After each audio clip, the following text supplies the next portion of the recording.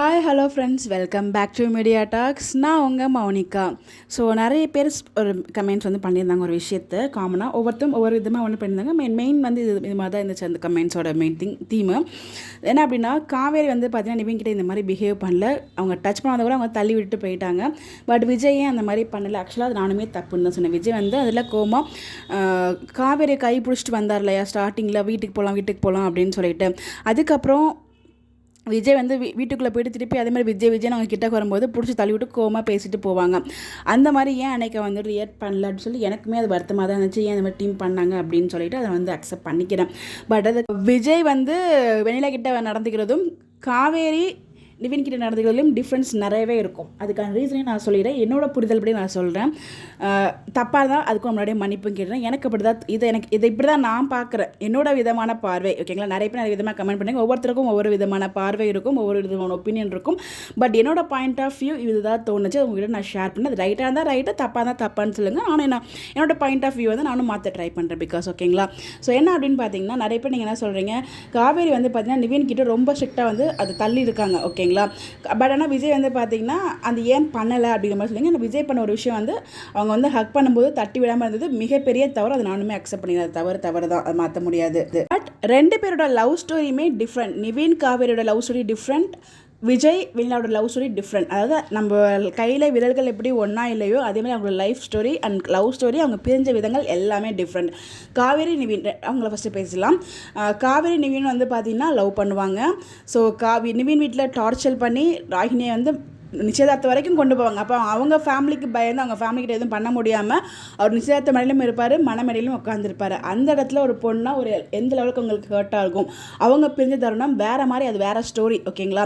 அப்போ கண்டிப்பாக அந்த இடத்துல காவேரி வந்து பார்த்திங்கன்னா இனிமேல் அந்த மாதிரி குளத்தில் இருந்து பார்த்துட்டு அது ரொம்ப அழகாக வந்து நியாயப்படுத்தியிருப்பாங்க சீன்லேயுமே. அங்கேருந்து தான் பிரிஞ்சு வந்திருப்பாங்க. ஸோ காவேரியை பொறுத்த வரைக்கும் நிவினுக்கு வந்து மேரேஜ் ஆயிடுச்சு அப்படிங்கிற தாட்டில் தான் வெளியே வருவாங்க. ஸோ அவங்கள நிவினை பார்க்க விட மாட்டாங்க கடைசி வரைக்கும், விஜய் மேரேஜ் பண்ணுற வரைக்கும், ஓகேங்களா? இது அவங்களோட ஸ்டோரி.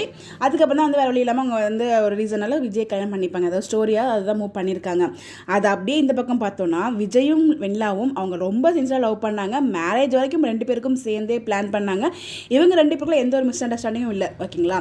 பட் இதுக்கெல்லாம் காரணம் சித்தப்பா. ஸோ ஏன் வெண்ணிலா வந்து அவ்வளோ சீக்கிரம் போனாங்க? சித்தப்பா ஒரு கதை சொல்கிறேன், நான் கிரட்டினா அப்படின்னு சொல்லிட்டு. பட் உண்மையான ரீசன் ஏதாச்சும் அதுக்கான ஃப்ளாஷ்பேக் சீன்ஸ் கொண்டு வருவாங்க, நமக்கு தெரியல. பட் சித்தப்பா ஒரு ஸ்டோரி சொல்கிறாரு. பட் ஆனால் இவங்க வந்து பார்த்தீங்கன்னா இவங்க ரெண்டு பேருக்கு ஒரு பிரச்சனைனால பிரியலை, மிஸ் அண்டர்ஸ்டாண்டிங்னால பிரியலை. ஸோ இவங்க வந்து ஸ்டில் அந்த 2 years வரைக்கும் லவ் பண்ணிட்டு தான் இருந்தாங்க. கல்யாணம் வரைக்கும் பிளான் பண்ணி வீட்டில் பிடிச்சி கல்யாணம் வரைக்கும் பிளான் பண்ணி கல்யாணத்துக்கு முதல்ல வந்து ஓடி போய், ஸோ அதுக்கப்புறம் இவங்க சித்தப்பாவால் அவங்க குடும்பத்தையே அவங்க இழந்து அவங்க கண் முன்னாடியே ஆக்சிடென்ட் நடந்து அவங்களோட ஒரு ஸ்டோரி ஒரு டிஃப்ரெண்ட்டான ஒரு ரீசன், அது டிஃப்ரெண்ட்டான ஒரு பார்வை, ஓகேங்களா? ஸோ அந்த இடத்துல விஜயோட பார்வை நம்மளால் இது பொண்ணுக்கு இப்படி ஆயிடுச்சு அப்படிங்கிற ஒரு கர்ட்டஸியும் ஒரு பாவமான இருப்பாங்களே, அந்த ஒரு நிலைமை தான் வெண்ணிலா கிட்ட விஜய்க்கு இருக்கே தவிர அந்த பழைய லவ் இல்லை. அதுக்காக அவருக்கு சிம்பத்தி எம்பத்தி எதுவுமே கூட நம்ம நினைக்கூடாது இல்லையா? ஸோ அவர் லவ் பண்ண பொண்ணு, ஸோ அவரால் இப்படி ஆயிடுச்சு அப்படிங்கிறப்ப அந்த அந்த அந்த ஃபீலிங், அதாவது பார்த்து ஃபீல் பண்ணுறது, அந்த பொண்ணு நல்லா கூட நினைக்கிறது, அதில் வந்து காவேரி விஜய் கிட்ட இருக்க நல்ல எண்ணங்கள் தான். அது நம்ம தப்புன்னு சொல்ல முடியாது இல்லையா? பட் ஆனால் அந்த ஹக் பண்ணுறப்ப தட்டி விட்டுருக்கலாம். அது டீம் ஏன் அந்த மாதிரி பண்ணாங்க சொதப்பாங்க நமக்கு தெரியல. அது தப்பு அதை கண்டிப்பாக நான் அக்செப்ட் பண்ணுறேன். பட் அதை தவிர விஜய் நிவின் அவங்களோட லவ் ஸ்டோரி, அவங்க பிரிஞ்ச விதங்கள் வேறு. அதே மாதிரி விஜய் அண்ட் வெண்ணிலா அவங்க லவ் ஸ்டோரி டிஃப்ரெண்ட், அவங்க பிரிஞ்ச விதங்கள் வேறு. இப்போ அவங்க இருக்கிற நிலைமையும் வேறு. பட் நிவினுக்கு அந்த மாதிரி ஒரு ஆப்ஷன் இல்லை, ஓகேங்களா? அப்படிங்கிறப்ப இவங்களுக்கு வந்து ஒரு சிம்பத்தி இருக்குது, நம்மளால் அவருக்கு ஒரு குற்ற உணர்ச்சியும் இருக்குது. ஸோ என்ன லவ் பண்ணனால தான் அந்த பொண்ணுக்கு இந்த மாதிரி ஒரு நிலைமை ஆகிடுச்சு, அவங்க அம்மா அப்பாவை இழந்து இப்படி சுயநினைவு இல்லாமல் இருக்குது.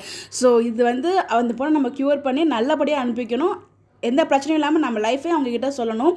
அதை அவங்க புரிஞ்சுக்கணும். எந்த டைமில் சொன்னால் புரிஞ்சுப்பாங்க அப்படிங்கிற டைமை பார்த்து வெயிட் பண்ணிட்டு இருக்காரு. அதே நம்ம புரிஞ்சுக்கணும். அதனால விஜய் எப்பயுமே ஒருத்தவங்களை பற்றி இன்னொருத்தவங்களை நம்ம கம்பேரே பண்ண முடியாது. லைஃப்லேயுமே சரி, அவங்க லைஃப் டிஃப்ரெண்ட்டாக இருக்கும், நம்ம லைஃப் டிஃப்ரெண்ட்டாக இருக்கும். கம்பேர் பண்ண ஆரம்பிச்சோன்னா லைஃப் வந்து நம்மளுக்கு அது சாட்டிஸ்ஃபேக்ஷனே இருக்காது. இருக்கிறத வச்சு நம்ம என்ஜாய் பண்ணிட்டு போகல. அந்த மாதிரி தான் இவங்களுக்கு வந்து இது, அவங்களுக்கு வந்து இது, அவ்வளோ அவங்களோட ஸ்டோரியிலே டிஃப்ரெண்ட் இருக்கும்போது ஸோ ஃபீலிங்ஸ்லையும் டிஃப்ரெண்ட் இருக்க தான் செய்யும். அதுக்காக நான் விஜய் பண்ண ஒரு விஷயம் இப்போ நான் தப்புன்னு தான் சொல்கிறேன்.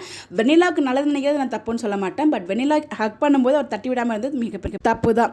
என்ன சொல்ல வரேன்னு எனக்கு புரியுறதே எனக்கு நான் புரிஞ்சுக்கிட்டதை உங்களுக்கு ஏதோ சொல்லணும், உங்ககிட்ட கன்வே பண்ணணும்னு நினச்சது உங்களுக்கு புரிஞ்சுதா புரியலன்னு கூட எனக்கு தெரியல. எனக்கு கரெக்டான இதில் சொன்னாலும் எனக்கு தெரியல.